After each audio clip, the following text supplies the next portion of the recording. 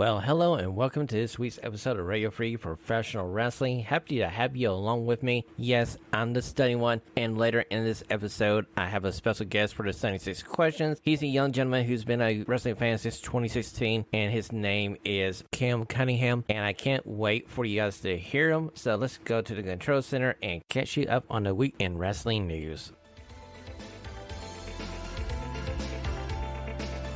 This is your Radio Free Pro Wrestling Control Center. All the wrestling news you need to know.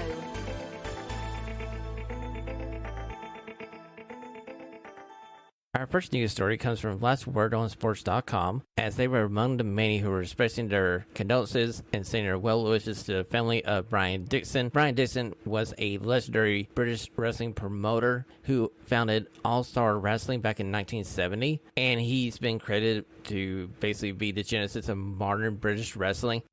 We saw Brian Dixon at the Double or Nothing media scrum talk about the influence Brian Dixon had on his career and how Brian Dixon went over in the early 2000s to Dixon's promotion, and he would wrestle for Dixon for like 50 pounds a night. And we've seen several stories about this, like Wade Barrett told about Brian Dixon being one of the first people to hire him and to give him a chance at professional wrestling. Zyla Brookside also tweeted out a big thank you for Brian Dixon for letting her come back after the closure of NXT UK. We just want to express our condolences to the family of Brian Dixon and say a thank you for his involvement in professional wrestling. No easy way to transition from there onto our second news story, and it comes from WrestleZone.com, as they are reporting that Mickie James has been named the recipient of the Cauliflower Alley Women's Wrestling Award. We want to express our congratulations to Mickie James on this amazing award for her stellar wrestling career, which, if you could believe, has lasted over 20 plus years. She is a six-time WWE Women's Champion and a 5-time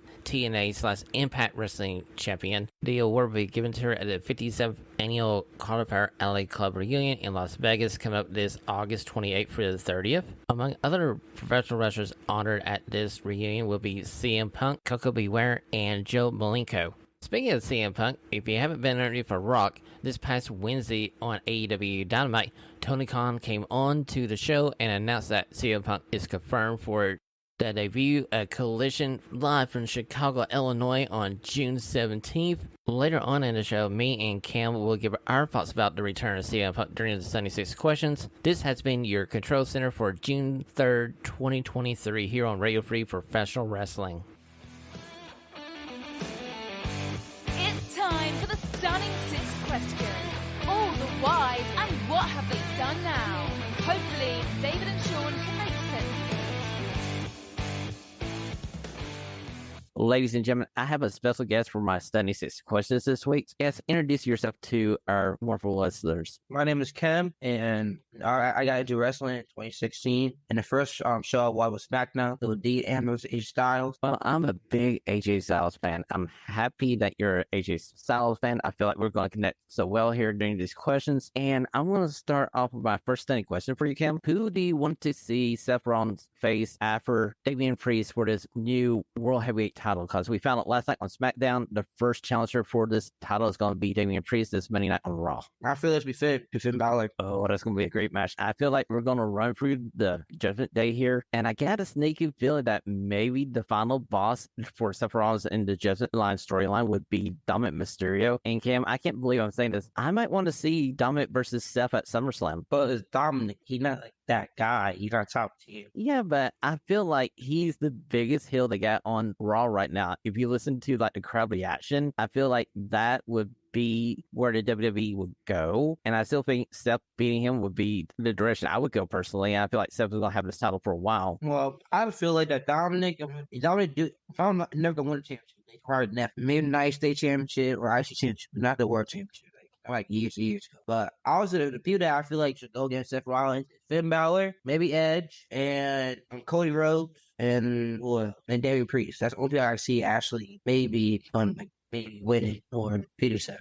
And also got that rumor of Brock Lesnar there because it's a Raw title. And after Brock gets done with Cody, maybe they'll have the Seth versus Brock match. We saw that before, like, in 2019, like, on the stuff, like, for the World Championship. I don't want to see that again. I know, Kim, but it's the WWE. But I do love the fact that you want to see Seth Rollins versus Finn Balor. I just want to see a series of matches between those guys. I feel like they would tear the freaking house down. I would. Okay, so my second question for you. Are you excited to see this feud between Kevin Owens, Sami Zayn versus Imperium for the Undisputed Tag Team titles? Yes, because it's different. Not a bloodline anymore. The only point the storyline started because Sami Zayn got a bloodline. And then Kevin Owens tried to tell them that they're using it. And they finally figured out they were using it. They beat the Bloodline and won the championship. So I'm kind of glad that story went over and showing a new start. Imperium, well, Gunther basically the only guy that got a championship. So Imperium, the rest of the guys that get a championship, I mean, all have a championship. And beyond this, like, the other guy did nothing. Anyway, just sit there and help Gunther. Exactly. And I feel like you, I'm so ready for a new feud for Sami Zayn and Kevin Owens because they've been trapped in this vortex of the Bloodline for like the last 9 months. So it's just nice to see them to face off against somebody else. Okay, so we're moving on to our third standing question. Now, back on Tuesday night, we saw Carmelo Hayes successfully defend his NXT title against Noam Dar, but at the end of the match, Baron Corbin came out and attacked him. What do you think about Baron Corbin making a sidetrack to NXT for a bit? Well, what's he gonna do with it? Like, he basically a jobber now, SmackDown Raw, so it's in NXT. And think about it, a lot of people that was supposed to be a star actually ended up in NXT. Paul Cruz, Baron Corbin. No, stop about Lee on there. I don't know why he's down there. Like, he just competed for the IC Championship, but he probably did a Finn Balor thing. Because Finn Balor did NXT. He won NXT Championship. It came back better. So it'll happen with Baron Corbin. Maybe win NXT Championship, come back better or something. Who knows? Well, I got a feeling, Cam, that Baron coming down might be a good thing for Carmelo Hayes because it gives him somebody to feud during the summer with. And Baron Corbin losing doesn't really hurt Baron Corbin because he can get over with a crowd and get a crowd to hate him no matter what. What I'm more interested in is seeing Ali down there because I feel like Ali could be a major player in NXT. I know he hasn't had the best run on the SmackDown or Raw, but NXT I feel like may be a new lease on life for him. I feel the stuff really grow. MC probably maybe win a North American Championship. I don't know his character down there. I don't need a heel face, but you can figure out probably like next week. But if he's a heel again, because last time he was a heel, it go that well. Maybe this time. I'm waiting to see him face off against Wesley because we saw him make the save for West this past week. And I'm wondering if they're going to keep him sort of a babyface or is he going to be that heel that turns on West? Because the storyline right now is him and Wesley and Tyler Bates are friends, but they don't trust each other because West feels like Tyler just wants to get a title shot. So we'll have to wait on that. But Ali in NXT, I feel like he could do some things in there. And Ali versus Carmelo Hayes could be one hell of a match. I will see Ali with Braun Breaker.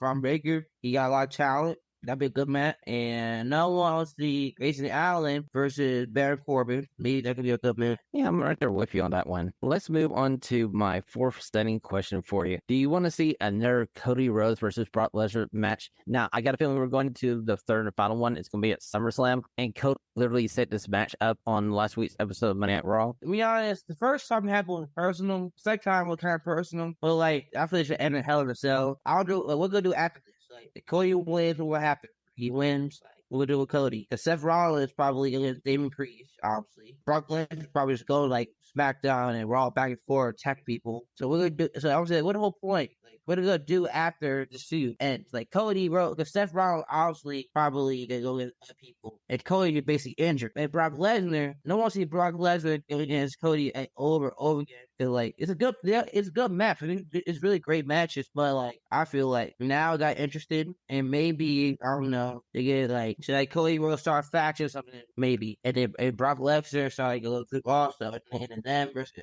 Brock Lesnar group and Cody group, so right there. That could be one way to go. Now, what turned me off to the last match was the fact that the WWE felt like they needed to add something to the story, and they gave this fake arm injury to Cody to give him a reason to lose this match to Brock. Where I feel like anybody fighting Brock Lesnar, you don't really have to give him any kind of excuse for losing because it's Brock Lesnar. If you look at Brock Lesnar, he should win about 95% of all his fights. Basically, yeah. People every match. It's like, sometimes you lose, sometimes. It's kind of rare if you lose. Like, Roman Reigns beat him. John Cena beat him, but it's kind of rare. But Brock Lesnar, he really one of the best. I don't say one of the great, but one of the best heels that this generation, because he really basically won everything. He always ended up with WWE champion somehow, some way. He took a whole year break, and then a year later he get WWE champion. So yeah, I just love the fact that Brock comes in and he's always Brock. There's not much added to his character. He's just this destroyer of worlds. He's kind of like Thanos. Yeah.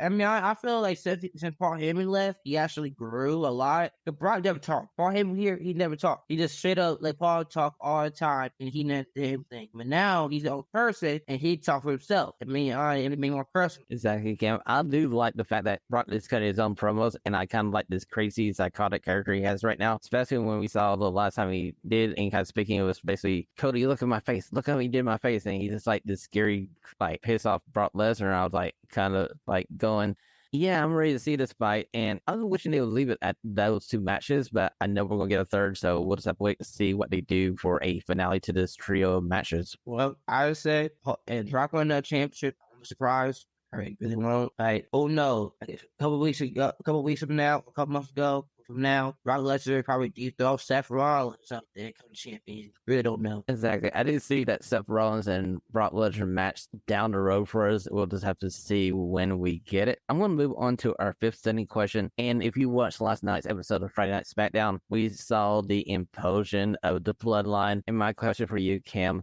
do you feel like Jimmy should be the one to take the title away from Roman Reigns and bring his record-breaking title run to an end? I saw all over Instagram. I saw so many people post that. I would say yes. I feel it should be Jimmy. But before they had that match, it should be a tag team match. Like Jimmy Uso and Jay Uso versus Roman Reigns and Sikoa. If Jimmy and Jay Uso win, Jimmy got opportunity to go live in Reigns. And I feel like Jimmy should end the reign. And then Sikoa realized, wait a minute, Jimmy actually cares, and Roman Reigns betrays Coca-Cola, and Coca-Cola joined the Usos, and then Roman Reigns, it'd be Roman Reigns versus basically the whole Usos.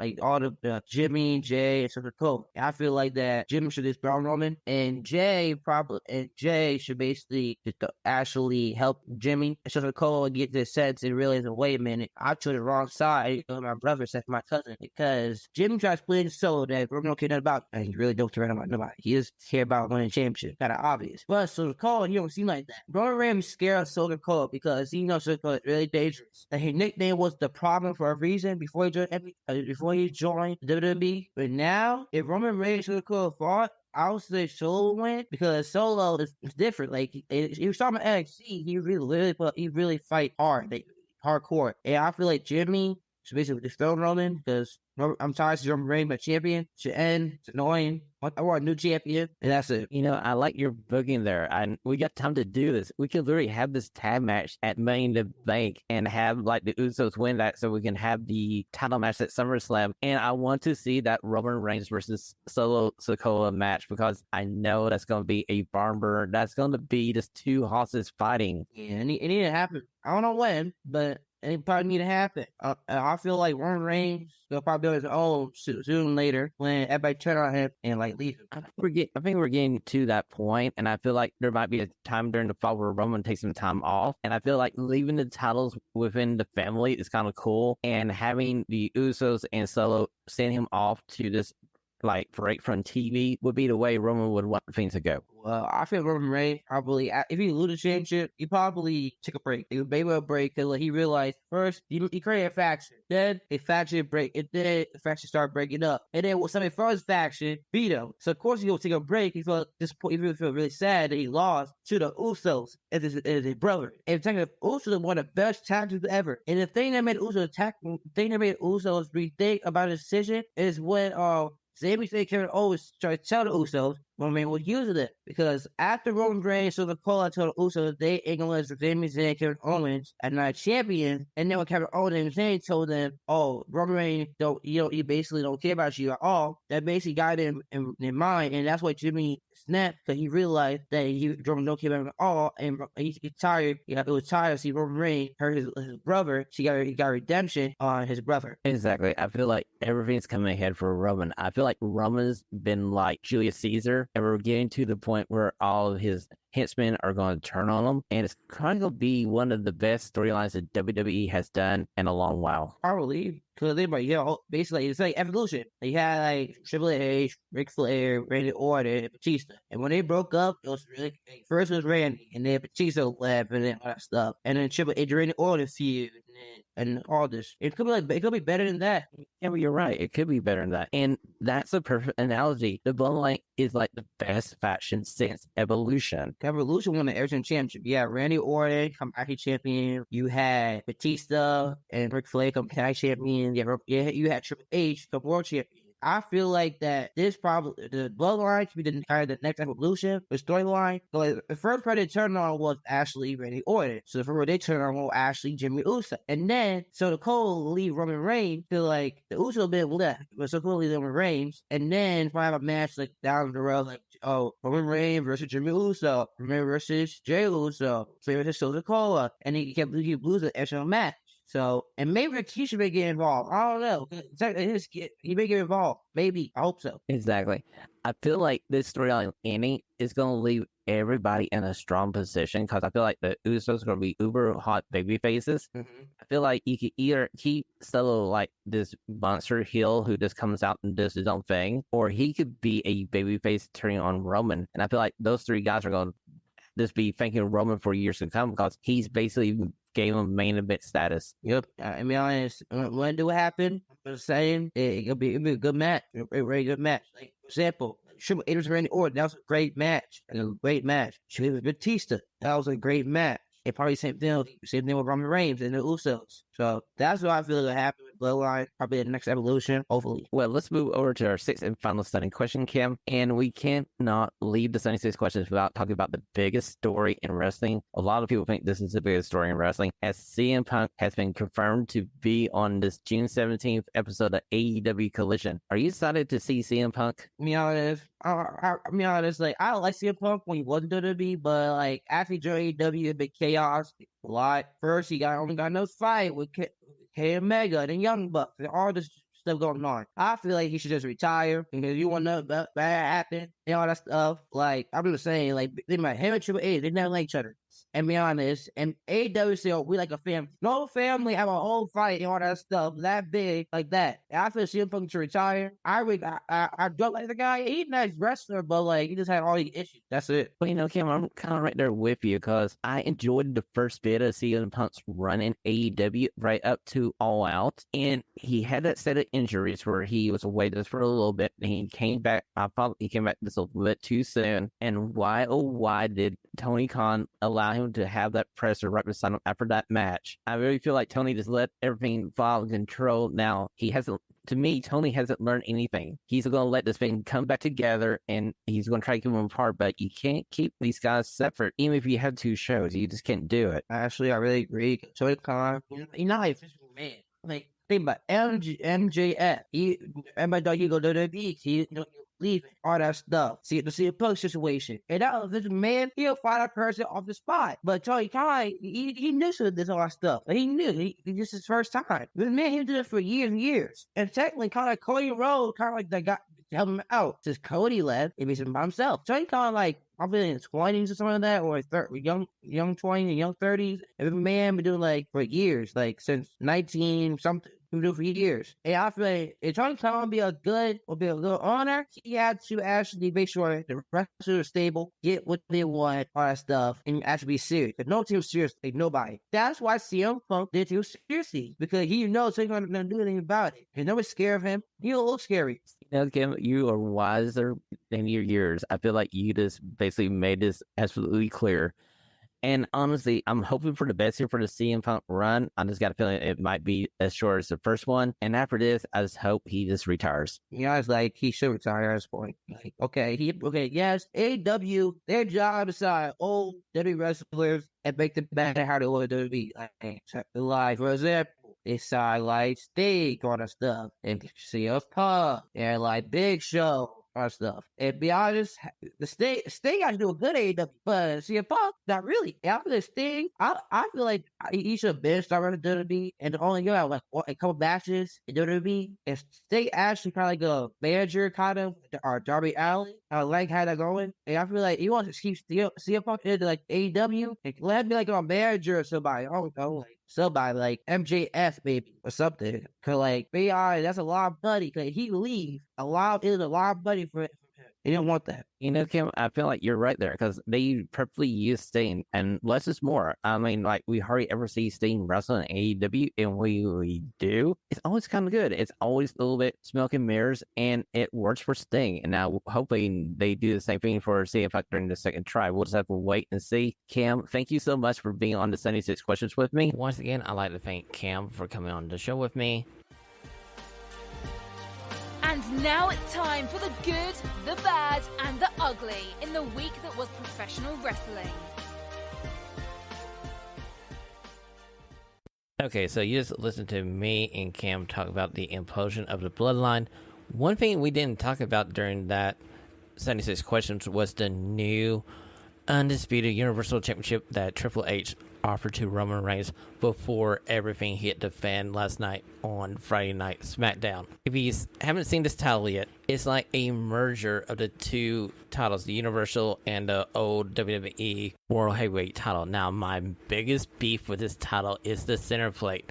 The center plate is a goldish yellow color with a big WWE logo at the center with that big kind of like red swoosh going through that. It makes the New Japan TV title look so much more amazing. It's like the belt creators for WWE looked at the New Japan design and went, oh hey, we can make a worse belt than that. And they did. Now, what you didn't hear during my conversation with Cam was we both agree that Seth Rollins has the best looking world title now in WWE because his new World Wrestling Heavyweight title is a tribute to the old WCW Big Gold belt, and it looks 100 times better than what Roman has now. So do me a favor, share your thoughts on this question with me at RadioFreePW on Twitter, Instagram, or you can hit me up at RadioFreeProWrestling.gmail.com and leave me your thoughts. Okay, let's talk about something good this week. If you watched AEW, you saw the main event where it was Saraya and Chris Jericho versus Britt Baker and Adam Cole, baby. Now, this match was a lot better than the single match between Chris Jericho and Adam Cole from AEW Double or Nothing. I was happy that Adam Cole got another victory, but the coolest spot of the match is seeing Britt Baker DMD get the lockjaw on Chris Jericho. Now, unfortunately, it wasn't an intergender match, so that couldn't be the finish to the match. It would have been so cool if it was. So we had to go on for a little bit longer. Adam Cole nails another boom to the back of the head of Jericho, and he gets the pin there after Sheeta chased off the rest of the Outcasts. So we still see that continuing storyline for Britt Baker and Sheeta be battling the Outcasts over the summer.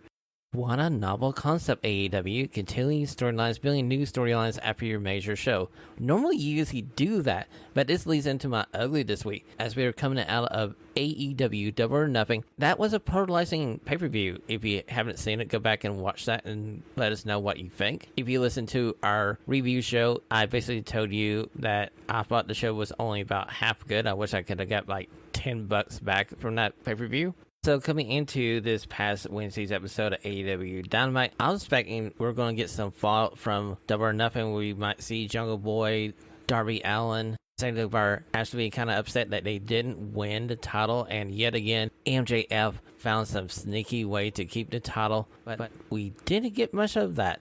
Honestly, until we got to the point where we had the main event of Chris Jericho, Saraya versus Adam Cole, and Dr. Britt Baker DMD, I thought this was a kind of filler episode of AEW as we're working our way towards the debut of Collision, and they got so much on their plate because they also have Forbidden Doors coming later this month as another pay-per-view. So that has been my good, the bad, and the ugly in this week of professional wrestling. Before I go, do me a favor. If you're looking for some wrestling to watch on a Sunday afternoon, around noon Eastern, go over to YouTube, type in German Wrestling Federation. They're having their Rising Heat pay-per-view. It's free to watch on YouTube. And friend of the show, Mia Smith, is in a mixed tag team match I've been watching the German Wrestling Federation for a couple of months now. I enjoy it. I love the energy of the crowd, even though I don't know much German or any German whatsoever. The ring announcer is freaking awesome. The wrestling is really, really good. It reminds me a lot of Progress, and so does the crowd's reaction. If you love Progress, you're probably going to love the German Wrestling Federation. Secondly, if you want to be like Kam and get onto Radio Free Professional Wrestling for the 76 questions, go over to our Twitter page, Instagram page at Radio Free PW. Leave me a message, drop into the DMs, or email me at radiofreeprowrestling@gmail.com, and I'll try to get you on the show as soon as possible. I enjoy interacting with all you, and I want to do it more during the summer. So until I see you guys next week on Radio Free Pro Wrestling, as always, stay stunning. This is Sergeant Arms of Christina on behalf of the guys. Thanks for listening to today's show. Please head over to Apple Podcasts and leave a 5-star rating and a review. Until next time, the liberation continues.